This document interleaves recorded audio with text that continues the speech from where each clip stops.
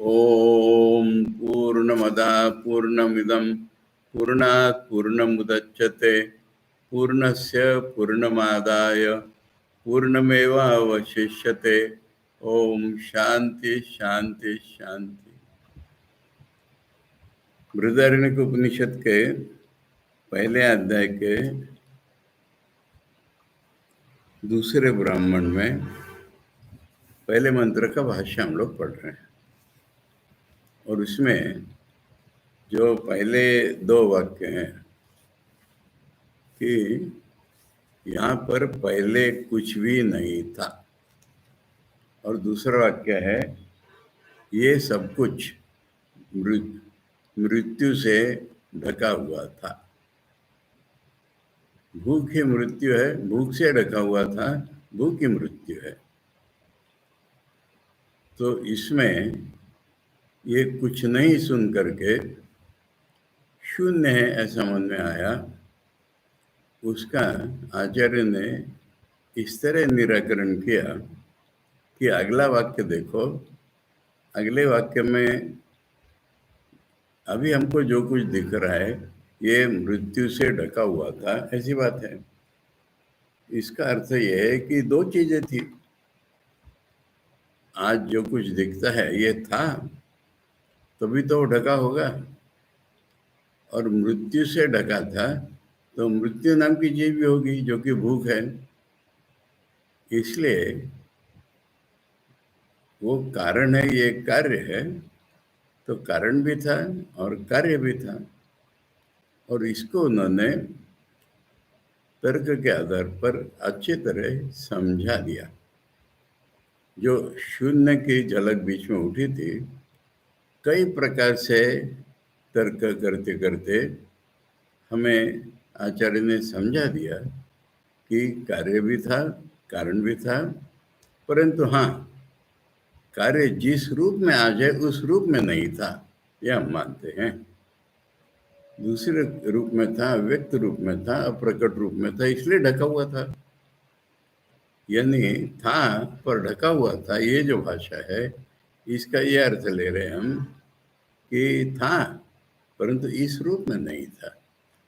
तो इसलिए दुनिया में जो बदलाव होते हैं ये खाली रूप परिवर्तन है, या दुनिया पहले नहीं थी प्रकट हो जाती है, वो अप्रकट थी तो प्रकट हो गई, ऐसे इसका अर्थ है। अब ये सवाल आता है कि अगला आएगा सवाल कि ये भूख क्या है, मृत्यु क्या है, यह भी सवाल आएगा।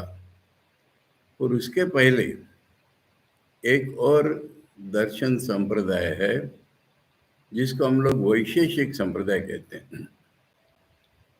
न्याय संप्रदाय से मिलता जुलता वैशेषिक संप्रदाय है।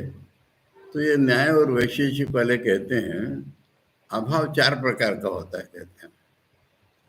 और उनका कहना है कि ये कार्य नहीं था, रोमांटिक इवोल्यूशन, यानी कारण रहा होगा, भगवान ईश्वर रहे होंगे, प्रकृति रही होगी, या परमाणु रहे होंगे, पर ये कार्य जो था ये नया उत्पन्न हो गया है, कुछ नहीं से ही उत्पन्न हो गया है।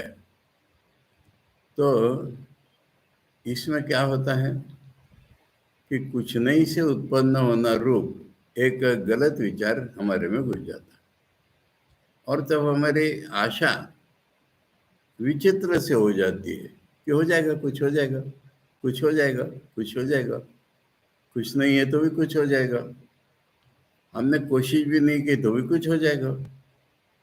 तो इसका निराकरण अभी करना बाकी है। तो आचार्य भाष्य का वहां पर आ रहे अभी कि अपि च चतुर्विधानाम अभावानाम, यहाँ से हम पढ़ेंगे अभी। अपि च चतुर्विधानाम अभावानाम घटस्य इतरेतर अभावो घटाद अन्यो दृष्टो।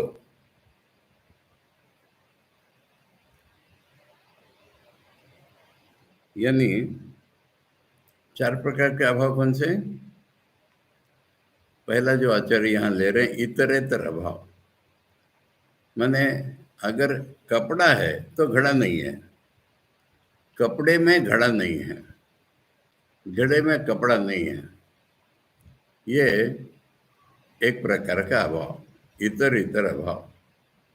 और एक होता है प्राग अभाव, मैंने घड़ा बना नहीं अभी तक, तो घड़े का अभाव है अभी।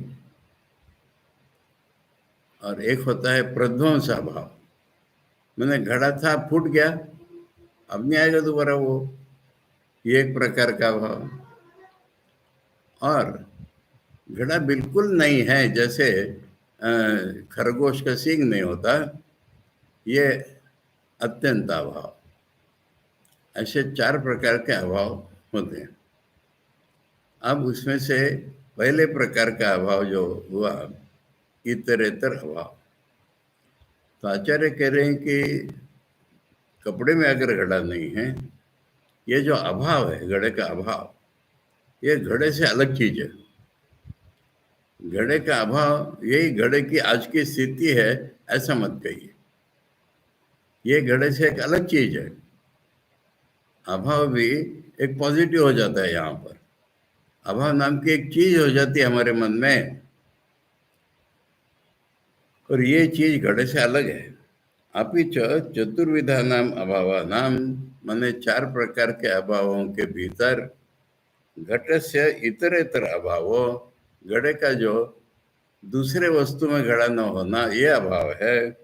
घटाद अन्यो दृष्टो, ये घड़े से अलग चीज देखी हमने, ये चीज घड़ा नहीं है, घड़े से अलग कोई चीज है।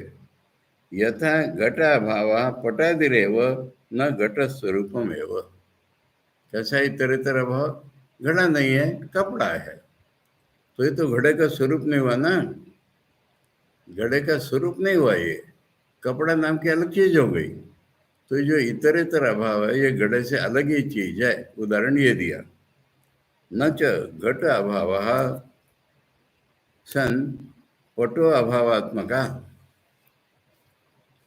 अब इसमें क्या है कि घड़ा नहीं है पर कपड़ा तो है ना, घड़ा नहीं है, इससे कपड़ा नहीं है तो नहीं हो जाता। घड़ा नहीं है, कपड़ा है, यानी है नहीं जाता चीज। किम तरही, फिर क्या है, भाव रूप एव, यानी कपड़ा जो है ये तो पॉजिटिव है ना। एवं घटस्य प्राक प्रध्वंस अत्यंत भावनामापि घटादि घटाद अन्यत्वम स्यात्।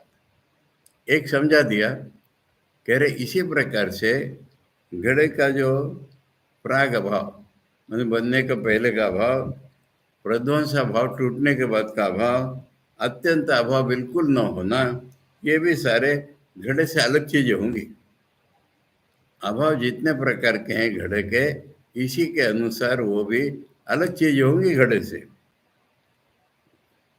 घटे न व्यपदिश्यमानत्वात्, अलग चीज होगी, क्यों, घड़े का अभाव कहते हैं,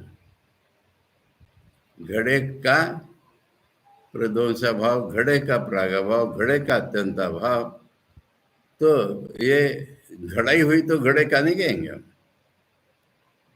जैसे मैं शरीर होगा तो मेरा शरीर कैसे हो जाता है, तो मेरा तो मैं से अलग होता है ना, तब मेरा होता है ना वो। तो इसलिए ये घटे न व्यपदिश्यमानत्वात्, क्योंकि घटे न माने घट के सहारे हम उसको षष्ठी विभक्ति लगा करके कहते हैं घड़े का अभाव, इसलिए वो घड़ा नहीं है। घट से इतरेतर अभाववत, जैसे अभी कपड़ा समझा दिया अच्छी तरह से कि घड़ा नहीं है, वो दूसरी चीज है, इसी तरह से ये सारे अभाव भी घड़ा नहीं है, घड़े से कोई अलग चीज है। तथा एवं भावात्मकता अभाव नाम, इसमें चीज ऐसी हो रही है कि आप कहते हैं अभाव, पर वो कुछ तो भी पॉजिटिव चीज बन जाती है। मैंने एक उदाहरण से बता दिया कि इतर अभाव ऐसा है, तो सारे अभाव उसी प्रकार के हैं। घड़े का अभाव जब हम बोलते हैं तो अभाव नाम की एक चीज हो जाती है, घड़ा नहीं होती। एवं च सति घटस्य प्राग अभाव इति न घट स्वरूपमेव प्राग उत्पत्तिर नास्ति। इसलिए घड़ा बना नहीं था तब घड़ा नहीं था, ये कहना गलत हो रहा है तुम्हारा। वो घड़े का स्वरूप नहीं है। घड़े का बनने के पहले न होना ये कोई घड़े का स्वरूप नहीं है। ये कोई घड़े से अलग चीज है। इसलिए उत्पत्ति के पहले घड़ा नहीं था ये कहना गलत हो गया। तो सारा फिर से वही लाए कि उत्पत्ति के पूर्व भी घड़ा था। बीच में आचार्य ने कहा है योगियों को दिखता था। योगियों को पास्ट प्रेजेंट फ्यूचर जब दिखता है तो फ्यूचर वाली चीज भी होती है, नहीं होती तो कैसे दिखती। और एक कहा था उन्होंने कि ईश्वर को दिखती है तब तो ईश्वर सृष्टि बनाता है। तो इसलिए नहीं है ऐसा मत कहो। हमने उसमें एक और जोड़ा था, जो कुंभकार है वो जो बनाएगा उसको तो दिखा था तभी तो वो बना रहा है। देखो इसका और अच्छा उदाहरण अगर आपको चाहिए तो पत्थर से मूर्तिकार मूर्ति बनाता है। बताइए आप लोग, पत्थर में मूर्ति होती है कि नहीं? वो छीनी मार मार करके मूर्ति से अलग जो पत्थर है उसको हटा रहा है, और तो क्या कर रहा है? मूर्ति बना रहा है कोई? मूर्ति तो पत्थर में ही थी ना, पत्थर से अलग तो कुछ भी नहीं लाया। वो जो मूर्ति नहीं थी वो भाग काट के छोड़ रहा है। उसने मूर्ति देखी थी, उसके मन में थी मत कहो, उसने पत्थर में ही देखी थी, और पत्थर में देखी थी इसलिए तो वो मूर्ति बना पा रहा। तो इसलिए पहले नहीं थी ये कहना गलत हो रहा है।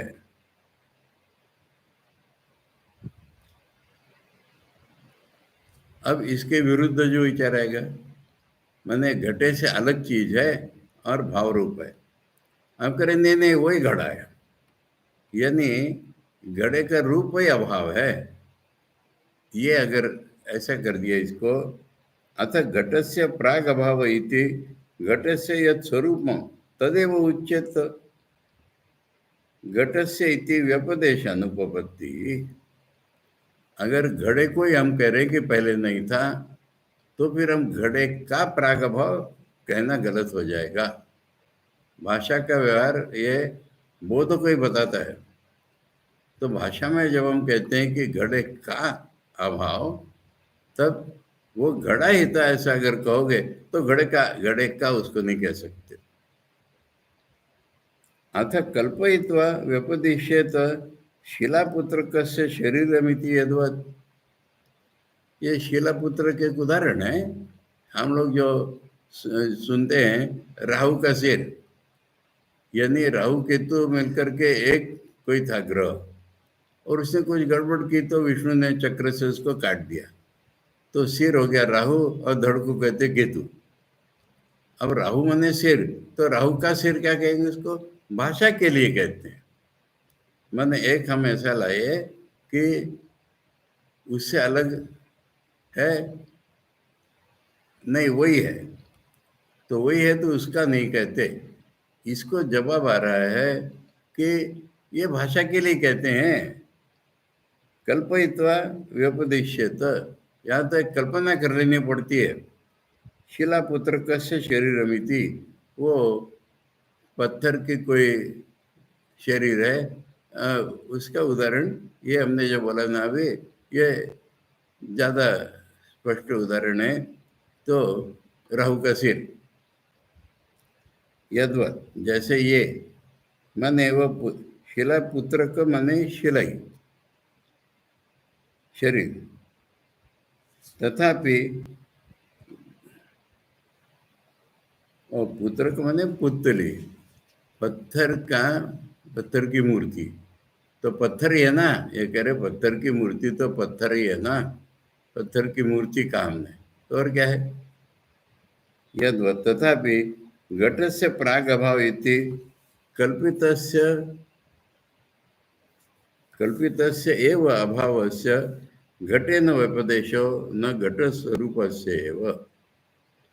इसलिए ये घड़ा ही नहीं है, पर हमारे मन में ऐसी कल्पना कर ली हमने कि ये घड़ा है और इसलिए कह दिया घड़े का। अथ अर्थांतरम घटात घटस्य अभाव इति उक्त उत्तरम एतत्। तो ये तो कल्पना होगी, इसका कोई जवाब देने की जरूरत नहीं है।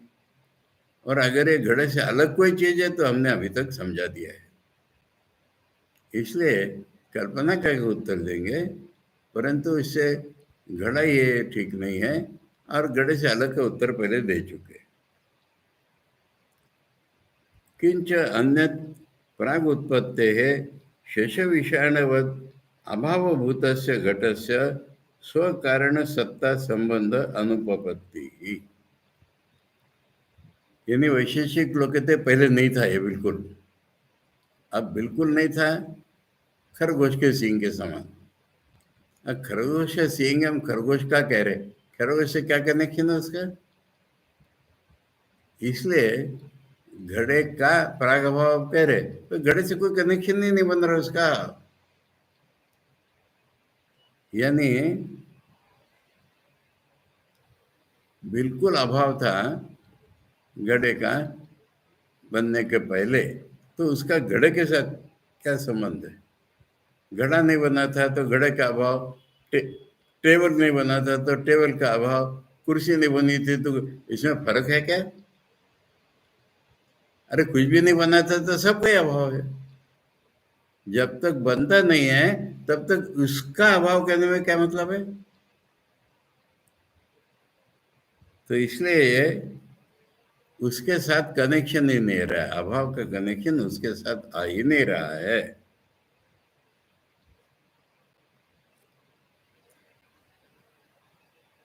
द्विनिष्ठत्वात् संबंधस्य, यानी घड़ा और एक चीज, ऐसी दो चीजें होंगी तो संबंध बनता है। अगर एक चीज नहीं है तो उसका संबंध क्या बन रहा है किसी से? जो चीज नहीं है उसका चीज है, उसके साथ कोई कनेक्शन नहीं होगा, बन नहीं सकता। अयुत सिद्ध नाम अदोष इति चेत, एक अयुत सिद्ध,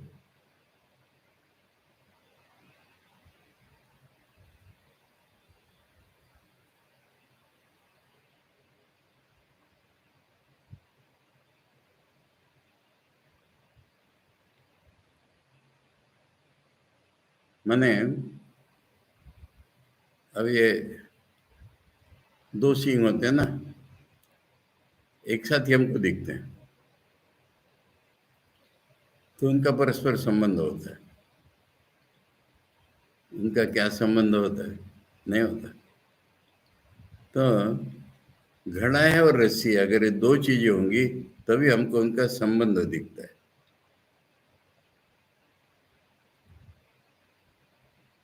तो कह रहे हैं कि साइमल्टेनियसली एक साथ अगर दो चीजें होंगी हमको संबंध दिख जाता है।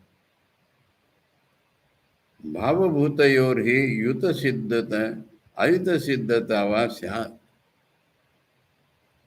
अब ये कह रहे कि दो पॉजिटिव चीजें है ना दोनों सी, तो अगर दोनों पॉजिटिव चीजें होंगी तब उनका एक साथ होना या अलग अलग होना संबंध दिख रहा है हमको। एक चीज नहीं है और एक चीज है, इनका संबंध नहीं लगेगा। न तो भाव अभाव और अभाव और हुआ, यानी एक है एक नहीं है, इन चीजों का संबंध नहीं लगता, और दोनों ही चीजें नहीं है तो उनका भी संबंध नहीं लगता। तस्मात् सदैव कार्यम प्राग उत्पत्तिर इति सिद्धम। तो इतना करके सब यही आया कि उत्पत्ति के पहले भी घड़ा था, नहीं था मत को, नहीं था तो उसका अभी जो घड़ा इसके साथ कोई संबंध नहीं लग रहा। घड़ा नहीं था, टेबल नहीं था, क्या नहीं था, किसके साथ संबंध लग रहा है उसका?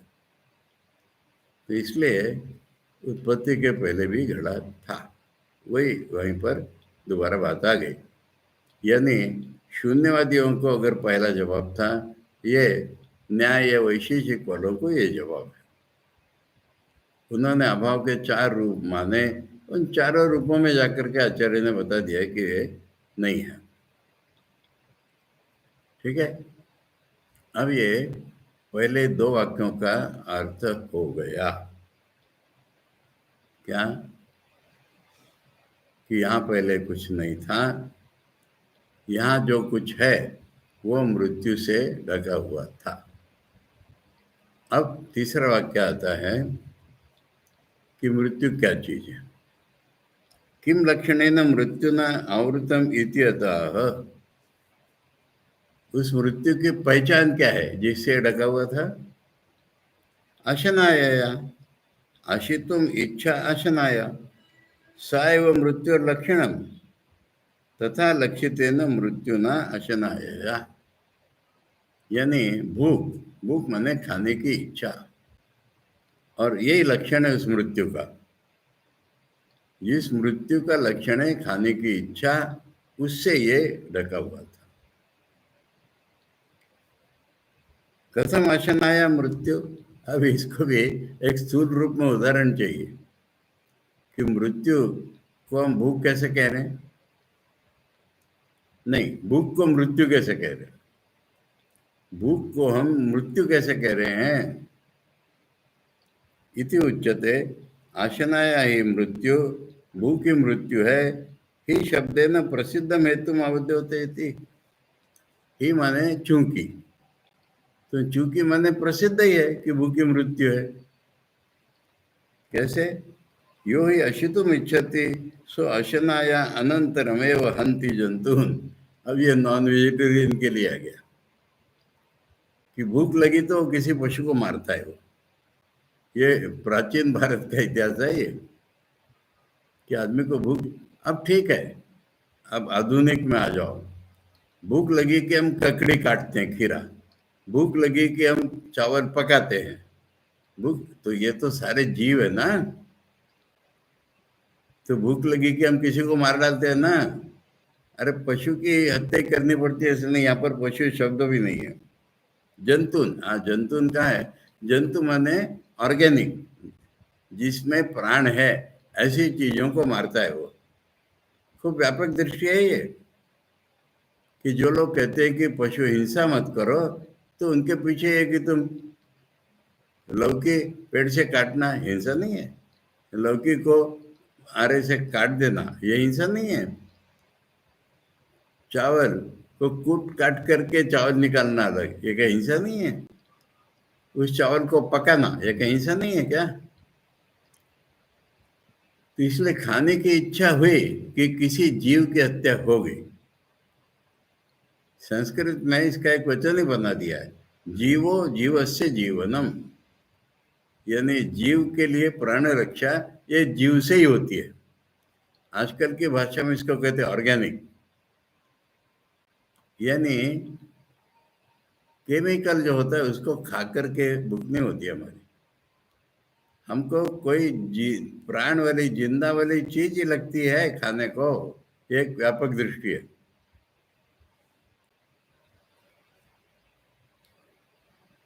तेन असौ अशनाया लक्ष्यते मृत्यु इति अशनाया ही इत्याह। अशनाया ही जो बोला, यानी अशना ही तो मृत्यु है स्पष्ट रूप में, क्योंकि अशना ही मृत्यु है, ये जो बोला इसका अर्थ यह है कि भूख लगने पर किसी को मारता है। अब समझा रहे, ये तो बाहर वर्ग की चीज हो गई ना। क्या कहना है ये ऋषि को, ये आप समझा रहे हमको। बुद्धात्मनो अशनाया धर्म इति, बुद्धात्मा माने विज्ञान आत्मा जिसको कहते हैं उसी को बुद्धि कहते हैं। बुद्धि माने बोध, मैं हमेशा ही बताता रहा हूं। तो इसलिए बुद्धि रूप आत्मा माने मैं हूं रूप आत्मा, ये विज्ञान आत्मा। इसका ही भूख्य धर्म है, यानी अपूर्णता, इम्परफेक्शन, ये मैं हूं का रूप है। और मैं हूं तो उसको ये चाहिए वो चाहिए वो चाहिए, 19 मुंह भरने होते हैं उसको। तो इसलिए ये मैं हूं वाला कोई चीज था जिसने इसको ढक दिया। सैव बुद्धि अवस्थो हिरण्य गर्भो मृत्यु रीति उच्यते। तो मैं हूं का व्यापक रूप लो, समष्टि रूप।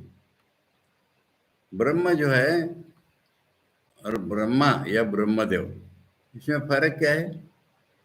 ब्रह्म में मैं नहीं है, ब्रह्म में मैं नहीं है, तुम नहीं है, अलग कुछ नहीं है, एक ही है।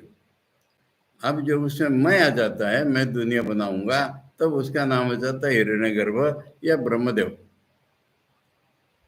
यही है ये, यही है मृत्यु, भूख वाला, ये ही है। इसमें अपूर्णता है और इसलिए ये दुनिया बनाएगा, ये करेगा, वो करेगा, क्योंकि उसमें अपूर्णता है। और सारी दुनिया उसी से निकली, इसलिए दुनिया उससे ढकी हुई। देखा, ईश्वर का जो मन बना वो ब्रह्मा, अब उससे ये दुनिया ढकी हुई थी, यानी उसी के अंदर थी सारी की सारी अव्यक्त रूप में, और वो अपने भीतर से उसको प्रकट करेगा। तो ये उसमें एक अपूर्णता है, क्योंकि उसको सृष्टि बनाए बिना चैन नहीं। मृत्यु उच्यते, उसका नाम यहाँ पर मरण है।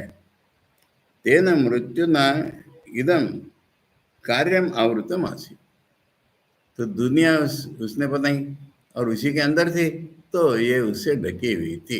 ये पूरे कहने का अर्थ अब समझा।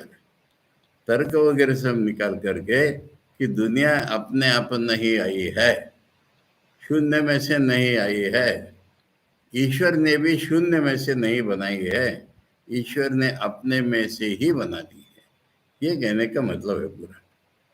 यहाँ पहले कुछ नहीं था, ये सारा मृत्यु से ढका हुआ था, वो की मृत्यु है। इस सब का मिलकर के अर्थ हुआ कि ईश्वर जब हिरण्यगर्भ ब्रह्मा के रूप में आता है, उसने वो अपने में से सृष्टि बनाता है। यथा पिंडावस्थया मृदा घटादया आवृता स्यु इति तद्वत्। यानी ये ब्रह्मा का हमारे साथ क्या संबंध है? निराकार ईश्वर को भजते लोग। निराकार माने विशिष्ट आकार नहीं है उसका, जैसे मिट्टी का डेला, और मिट्टी के डेले से घड़ा ढका हुआ है। इसी तरह से ये निराकार ईश्वर जो ब्रह्मा, इसी में ये रूप वाली दुनिया ढकी हुई है। तन मनो अकुरुत, उसने मन बनाया, मन बनाया, उसने मन में विचार किया, ऐसा नहीं अर्थ हो रहा है।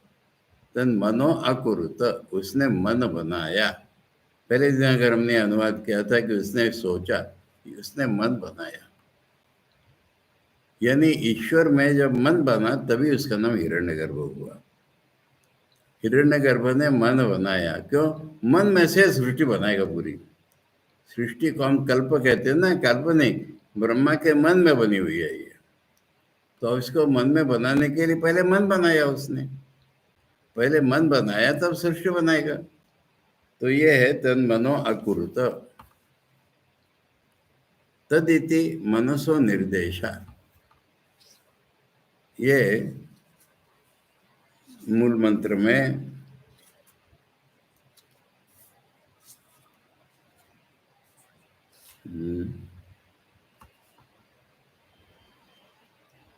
तन मनो अकुरुत, तो तन माने मन का निर्देश करने वाला तत्शब्द है। सब प्रकृत मृत्यु, वही जिसका प्रसंग चल रहा है वह मृत्यु, वक्षमाण कार्य शीश्रुक्षया तत्कार्यालोचन क्षम मन शब्दवाच्यम संकल्पादि लक्षणम अंतःकरणम अकुरुत कृतवान। अब वो ब्रह्मा है, उसको सृष्टि बनानी है, तो सृष्टि बनाने लायक एक कुछ चीज होनी चाहिए ना, वो है मन। मन सोच सकता है उसका, कैसी सृष्टि थी, कैसी बनेगी, ये सोचने वाले का नाम मन है। देखो, इसको हमने अपने जीवन में अगर लेंगे, हमें बगीचा बनाना है, ये आइडिया आ गई, कहाँ आई? हमारे मन में। फिर हमने आइडिया क्या हुई, सोचने लगे हम, और पूरा प्लान हमारे मन में बन गया कि यहाँ ये पेड़ होगा, वहाँ ये पेड़ होगा, यहाँ पर लॉन होगा, यहाँ पर नाली बनेगी, यहाँ पर पानी, ऐसा पूरा चित्र हमारे मन में बन गया। और तब हम फावड़ा, कुदाली, लेबर ये सब करके बनाते हैं उसको। तो इसलिए सृष्टि सारी पहले मन में ही बनती है ब्रह्मा के, और तब वो बाहर आती है। और ये फर्क हम लोगों ने पहले देख लिया था कि हमें इतना प्रयास करना पड़ता है, पर ईश्वर के मन में आया कि बाहर भी आ जाता है वही, क्योंकि बाहर नाम की चीज ईश्वर के लिए कुछ है ही नहीं। ईश्वर के मन में अगर दो चीजें हैं अलग अलग, तो उसमें से एक अगर हमें, तो हमें दूसरा बाहर लगता है अपने से। तो इस तरह से ये जो सृष्टि बनेगी उसको सोचने लायक उसने मन बना लिया। मन शब्दवाच्यम संकल्पादि लक्षणम अंतःकरणम अकुरुत। तो ये चार प्रकार, मन का अर्थ पूरा अंतःकरण, चार प्रकार के इसमें चीजें होती है ना। अब इसमें से एक को भी मन कहते हैं, इस पूरे को भी मन कहते हैं। तो इस पूरे को मन कह रहे हैं, यानी संकल्प विकल्प है, फिर निश्चय है, फिर अहंकार है, और स्मृति है चित्त में। ये सारा जो अंतःकरण है, इसके अंदर ये सारी कल्पना बनेगी। तो वो उसने बना लिया पहले। केन अभिप्रायण मनो अकरोत, क्यों मन बनाया, उसके मन में क्या था पहले। इति उच्यते आत्मन्वी आत्मवान श्याम भवेयम। मुझे एक पर्सनैलिटी चाहिए। आत्मा शब्द यहाँ पर व्यक्तित्व, एक पर्सनैलिटी। इसलिए अब अव्यक्त ब्रह्म है, अगर सर्वव्यापी ब्रह्म है अगर, तो उसकी कोई पहचान ही नहीं है। पर अगर समष्टि मन मेरा है तो हिरण्यगर्भ पहचान हो गई, व्यष्टि मन मेरा है तो मैं ब्राह्मण, क्षेत्र, वैश्य, शूद्र, पुरुष, स्त्री हो गया। तो इसलिए आत्मन्वी आत्मवान श्याम भवेयम अहम अनेन आत्मना मनसा मनस्य श्याम इति अभिप्राय। तो ये आत्मा शब्द से अर्थ मन ही है, और मैं मन वाला बनूंगा, ये अर्थ है इसका। मैं मन वाला बनूंगा, एक पर्सनैलिटी मेरी हो जाएगी, इसलिए उसने मन बनाया। स प्रजापति अभिव्यक्तेन मनसा स मनस्का सन। अब ये उसका नाम हो गया प्रजापति, यानी ब्रह्मा का स्थूल रूप जो है वो प्रजापति। ये शब्द एक दूसरे को बदल बदल करके भी आएंगे। ब्रह्मा कोई कोई प्रजापति कहेंगे, कभी ब्रह्मा का जो स्थूल शरीर है इसको विराट वैश्वानर प्रजापति कहेंगे। तो ये बनाने वाला अभिव्यक्ति न मनसा, यानी अब उसके पास प्रकट रूप में मन है। स मनस का सन, मन वाला हो गया है वो। अर्चन अर्चयन पूजयन आत्मा नामेव कृतार्थ अस्मि इति। तो ये सवाल आया था हमारे मन में कि पूजा की किसने, उसने पूजा किसकी की, जब वो अकेला ही हो तो उसने अपने को सोचा, अरे मैं तो कृतार्थ हूँ, मेरे पास सब कुछ है, इसलिए उसने अपनी पूजा की। देखो ये सब चीजें हम जीवन में जब देखेंगे ना पता चलता है। श्री राम कृष्णदेव कभी कभी अपनी पूजा कर लेते थे। क्यों? कि उनके अंदर उसका रियलिटी दिख रही है। अगर मूर्ति के अंदर हमको कुछ रियलिटी दिखती है, हम उसकी पूजा करते हैं, तो अपने अंदर नहीं दिखेगी। तो इसलिए वो ब्रह्मा है, उसका अपने अंदर ही अस्तित्व दिख गया, सृष्टि प्रलय करता रूप दिख गया, और उसको बड़ी खुशी उसने अपनी पूजा की।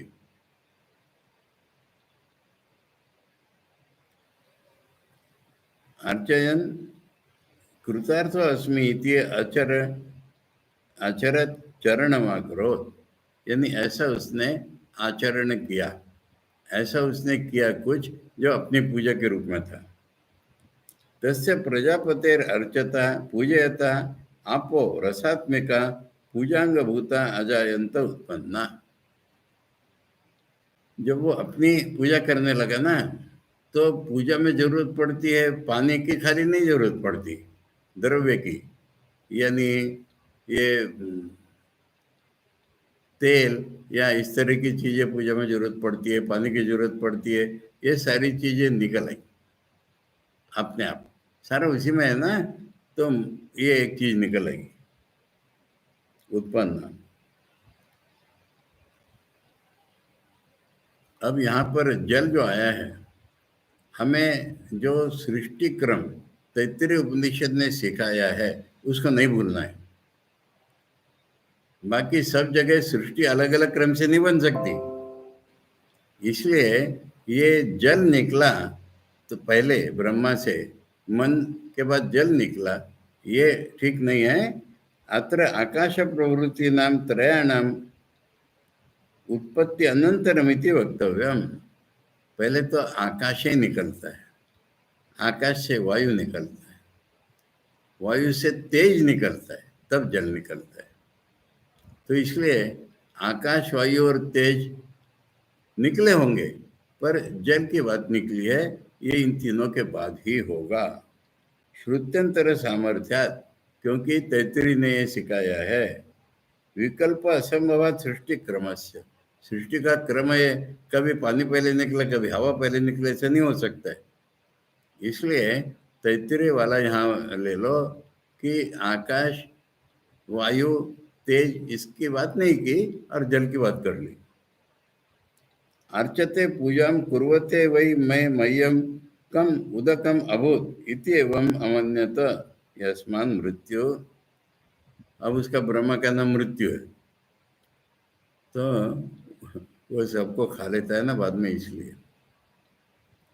तो ब्रह्मा जो है उसने अपनी पूजा करते समय जल निकला। जल का दूसरा शब्द है क। तो क माने जल, क माने आनंद। अब जल निकला, पूजा करते हुए, अर्चना करते हुए क निकला। तदेव तस्मादेव हेतोर अर्कस्य अग्नेर अश्वमेध क्रतु उपयोगी कस्य अर्कत्वम। अब यहाँ पर आचार्य और एक चीज इंट्रोड्यूस कर रहे हैं जो प्रत्यक्ष नहीं दिख रही, बाद में बताई जाएगी। कि जल निकला, ये अग्नि की बात चल रही है, क्योंकि अग्नि का नाम अर्क है। तो पूजा करने जाकर के पानी निकला, ठीक है, ये सारा अग्नि का नाम है, क्योंकि उस अग्नि में अश्वमेध यज्ञ होने वाला है। संबंध इसका ऐसा है, आचार्य ने इसकी भूमिका में बताया था कि घोड़ा हो गया, अब अग्नि चाहिए अश्वमेध करने के लिए, उस अग्नि के बारे में ये सारी बातें चल रही है। अश्वमेध क्रतो उपयोगी कस्य अर्कत्वम अर्कत्व हेतु रीति अर्थ। तो उसको अर्क नाम होने का, अर्क नाम अग्नि का है, पानी का नहीं है। यहाँ पर पानी निकला इसलिए उसका नाम अर्क हो गया, कहा है।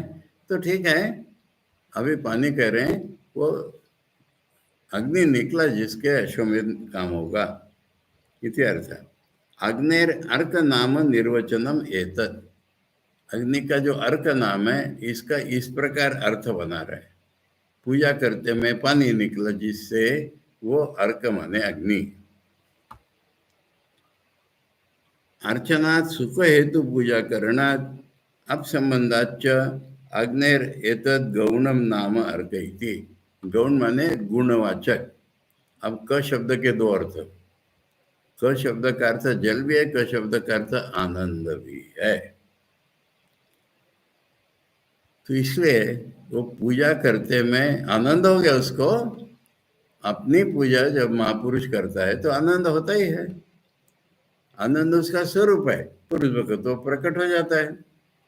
तो आनंद का नाम भी क है और जल का नाम भी क है। तो इसलिए ये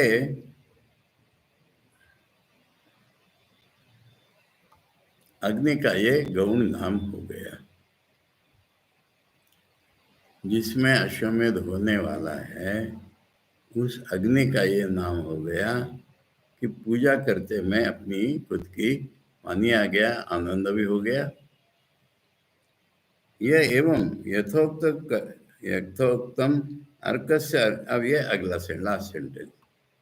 अब ये सारा जो मन में जिसके अनुभव हो जाता है ना, ब्रह्मा ने क्या किया, ढका, ब्रह्मा ने ये अर्क किया, इससे जल निकला, ये अग्नि, अग्नि का नाम अर्क, ये पूरा का पूरा अगर किसी को अनुभव में आ जाता है तो उसका फल क्या है?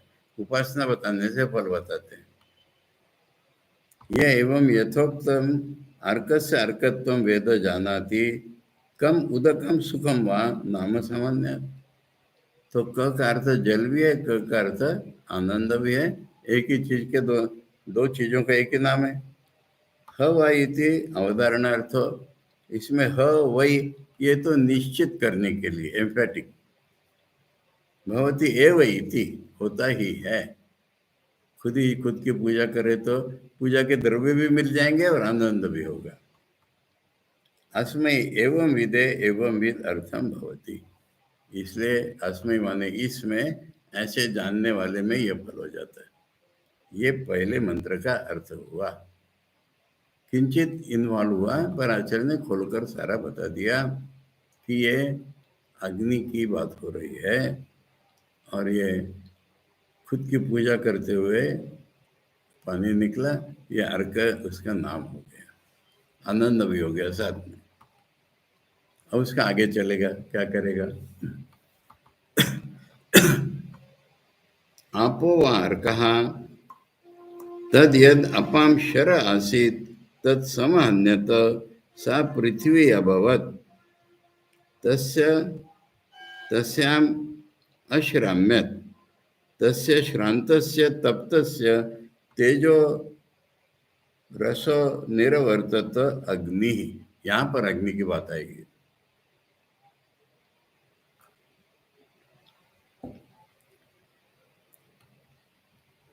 अभी तो करे जल का ही नाम अर्क है।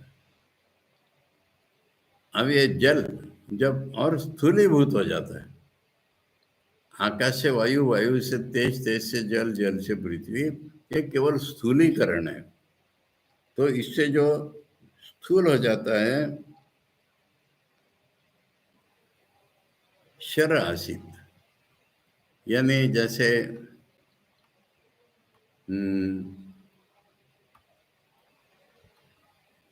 उसका एक जम जाता है ना, शर आसित माने वो एक रूप जम गया उसका, पानी से बर्फ जैसे हो जाता है ना। तो ऐसा इस ये पानी जब जम गया, उसका एक रूप हो गया, तो वो पृथ्वी हो गई।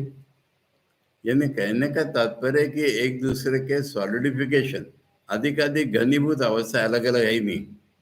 आकाश माने अति सूक्ष्म भूत, किंचित स्थूल होने पर वायु, ऐसे ऐसे क्रम से वो जो पानी वाला था वो थोड़ा घनीभूत हो गया तो पृथ्वी बन गई। अब ये सब कर कौन रहा है? मृत्यु कर रहा है, ब्रह्मा। अब ऐसा करते हुए वो थक गया, अश्राम में। अरे इतनी बड़ी सृष्टि बनाएगा तो थक गया वो, और थक गया तब वो जो थका हुआ और तपा हुआ, ये सब करते में गर्म हो गया, तपा हुआ, उसका तेज निकला, वो अग्नि है। रस रूप में उसका तेज निकला, वो अग्नि है। अब देखो पौराणिकों में समानता, ये देखो ईसाई लोग कहते हैं कि भगवान ने 6 दिन में दुनिया बनाई और 7वें दिन उसको सुखाने को डाल दिया और खुद आराम किया। इसलिए संडे को छुट्टी होती है कि भगवान ने उस दिन आराम किया था। तो हम भी आराम करते हैं उस दिन, दूसरा कुछ काम ही नहीं करते हम भगवान के ऑनर में। ये संडे और छुट्टी का ये मूल है। अब पूरी दुनिया में चालू हो गया। पूरी दुनिया में नहीं, हाँ, इंडिया में, पाकिस्तान में शुक्रवार को छुट्टी होती है। तो इसलिए ये संडे और इसकी छुट्टी रविवार, ये इसके पीछे ईसाइयों की पौराणिक कहानी है कि भगवान ने 6 दिन में सृष्टि बनाई, था क्या, फिर सृष्टि को तो सुखाने को डाल दिया और खुद था तो आराम कर लिया एक दिन। तो इस तरह से ये यहाँ पर क्या है, भगवान थक गए और थक करके तब भी गए, तो उसमें से थकने में तपने में से एक रस निकला, वो ही अग्नि था। ये इतना करके अश्वमेध का अग्नि बनाया भी। कब पुनः असौ अर्क इति उच्यते, तो अर्क असली में है क्या? पानी नहीं है, अग्नि है। अभी तक पानी निकला था। आपो वही वहाँ अर्चन अंगभूता ता एव अर्को अग्नेर अर्कस्य हेतुत्वात्।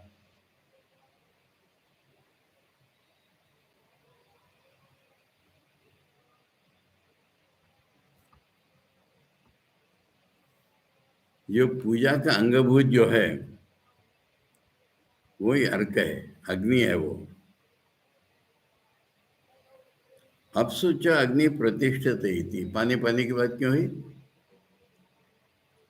अरे अग्नि से पानी निकला, ठीक है, अग्नि को आराम करना होगा तो क्या कहेगा वो? पानी में रहेगा। देखो, ये कल्पना नहीं है, बड़ी प्रत्यक्ष है। जैसे हमारे यहाँ होम हवन जब होता है ना, होम पूरा हो गया तो हम कहते हैं अग्नि तुम समुद्रम गच्छ, तो समुद्र में चला जा। समुद्र उसका स्थान है अग्नि का। वहां से आकर के वो जला रहा है, ये कर रहा है, कर रहा है, वापिस समुद्र में चला जाता है। तो इसलिए ये पानी में ही वो प्रतिष्ठित होता है। न पुनः साक्षादेव अर्कस्था तासाम अप्रकरणात् अग्नेश प्रकरण। इसलिए अर्क माने जल जो बोला था वो प्रत्यक्ष रूप में नहीं बोला था, याद कर लो। क्योंकि जल का यहाँ कोई प्रकरण नहीं चल रहा ना, प्रकरण तो चल रहा है अग्नि का। इसलिए इतना घुमा फिर कर जल बोला होगा, क्योंकि जल अग्नि का विश्रांति स्थान है, इसलिए जल बोला था। ये आचार्य हम समझा रहे हैं कि ये तो अग्नि का ही नाम है। अग्निश्च प्रकरणम, अग्नि का प्रकरण चल रहा है। अश्वमेध में घोड़े के लिए अग्नि चाहिए। वक्षति च अयम अग्निर अर्का, तो ये 7वें मंत्र में जाकर के इसी ब्राह्मण के ये स्पष्ट कर देंगे कि अग्नि ही अर्क है। और पानी बोला था क्योंकि पानी अग्नि का विश्रांति स्थान है, वहीं हमको अग्नि दिख जाएगा। तत्र यद अपाम शरैव, इसलिए अग्नि की बात कर रहे हैं, फिर पानी की बात कर रहे हैं, क्योंकि अग्नि से पानी निकला है, पानी से पृथ्वी निकलेगी। यद अपाम शरैव शरो दध्न इव मंडभूतम, जैसे दही में होता है ना, ऊपर क्रीम जम जाती है। दूध का दही बनाया, ऊपर में मलाई आ जाती है। इस तरह से वो पानी जब जम गया, ऊपर में उसके आ गया। आसीत तत् समहन्यत संघातम आपद्यत, वो एक कंपाउंड बन गया। तेजसा बाह्य अंतःपच्यमानम,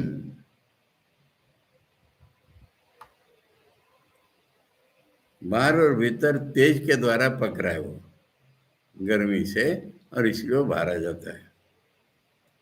लिंग व्यत्ययन वा यो अपाम शरा स समहन्यत इति, यहाँ पर तत्समहन्यत शरा आसीत।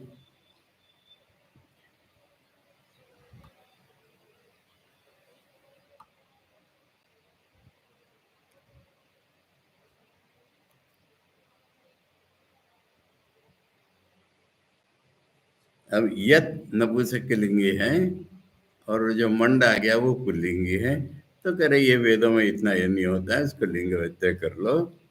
और जो मंड निकला वो पुल्लिंगी। सा पृथ्वी अभवत, अब ये पृथ्वी स्त्रीलिंगी है, वो वेदों में ये कोई फर्क नहीं करें कि वही पृथ्वी है। ससंगा तो या इयम पृथ्वी सामवत, वो जो कंपाउंड बन गया ना, वही ये पृथ्वी है। ये सारा एक दूसरे का स्थूलीकरण है। ताभ्यो अद्भ्यो अंडम अभिनिवृत्तम इति अर्थ, ये पूरा ब्रह्मांड का रूप हो गया। नहीं, ब्रह्मा ने सोचा और उसने ऐसा किया, उसने ऐसा किया, पृथ्वी बन गई, तो ये पूरा ब्रह्मांड बन गया। तस्यां पृथिव्याम उत्पादितायाम समृत्यु प्रजापति अश्राम्य श्रम युक्तो बहु। अब ब्रह्मा ने इतनी बड़ी पृथ्वी बना दी, ब्रह्मांड बना दिया, तो वो थक गया।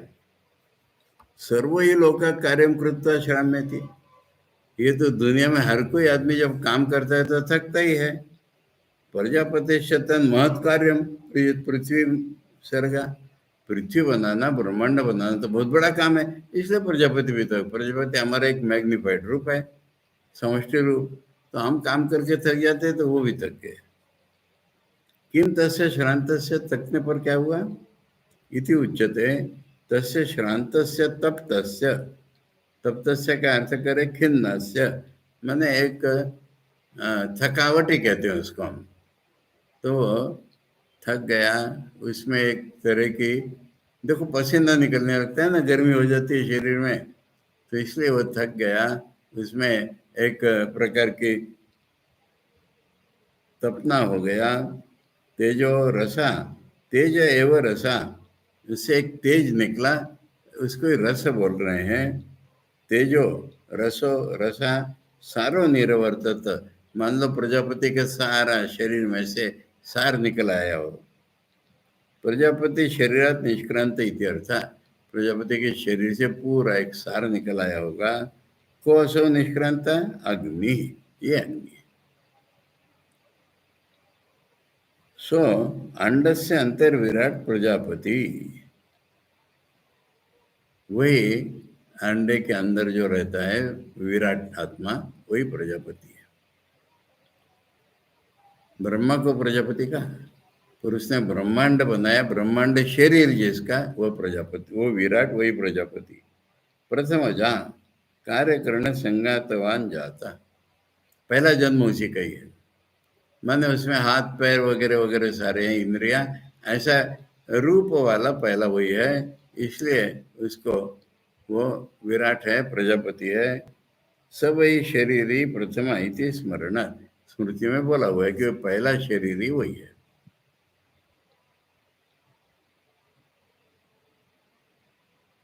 अब उसने क्या किया आगे, यानी ईश्वर मन वाला हो गया ब्रह्मा, शरीर वाला हो गया प्रजापति।